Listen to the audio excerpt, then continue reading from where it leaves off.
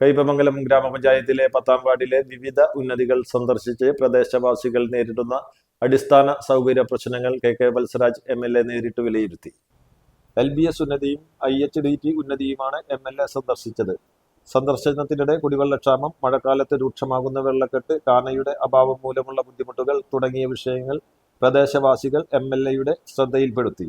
വർഷങ്ങളായി നിലനിൽക്കുന്ന ഈ പ്രശ്നങ്ങൾക്ക് ശാശ്വത പരിഹാരം കാണുമെന്നും ആവശ്യമായ വികസന പ്രവർത്തനങ്ങൾ എത്രയും വേഗം നടപ്പാക്കണമെന്നും നാട്ടുകാർ ആവശ്യപ്പെട്ടു. പരാതികൾ ശ്രദ്ധാപൂർവം കേട്ട MLA പ്രശ്നങ്ങൾക്ക് പരിഹാരം കാണുന്നതിനാവശ്യമായ നടപടികൾ സ്വീകരിക്കുമെന്ന് ഉറപ്പു നൽകി. ജനങ്ങളുടെ അടിസ്ഥാന ആവശ്യങ്ങൾക്ക് മുൻഗണന നൽകി വികസന പ്രവർത്തനങ്ങൾ നടപ്പാക്കാൻ ഇടപെടൽ നടത്തുമെന്നും അദ്ദേഹം പറഞ്ഞു.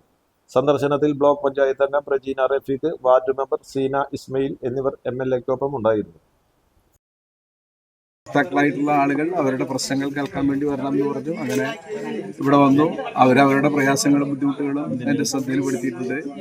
ഇവിടുത്തെ ബ്ലോക്ക് മെമ്പറും അതുപോലെ തന്നെ പഞ്ചായത്ത് മെമ്പറും ഉൾപ്പെടെയുള്ള ആളുകൾ ഇവിടെ എൻ്റെ കൂടെ ഉണ്ടായിരുന്നു.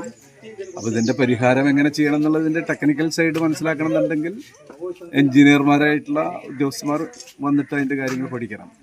അത് ബ്ലോക്ക് മെമ്പറോട് പറഞ്ഞിട്ടുണ്ട്. ബ്ലോക്ക് AU വന്നിട്ട് അത് നോക്കി അവർ അതിൻ്റെ റിപ്പോർട്ട് അനുസരിച്ച് എന്ത് ചെയ്യാൻ പറ്റുന്നുള്ളതിന് അതിൻ്റെ സാമ്പത്തികം എങ്ങനെ കൈകാര്യം ചെയ്യണം എന്ന കാര്യം അത് വെച്ചിട്ട് നോക്കിയിട്ടാണ് പറയാൻ പറ്റുക.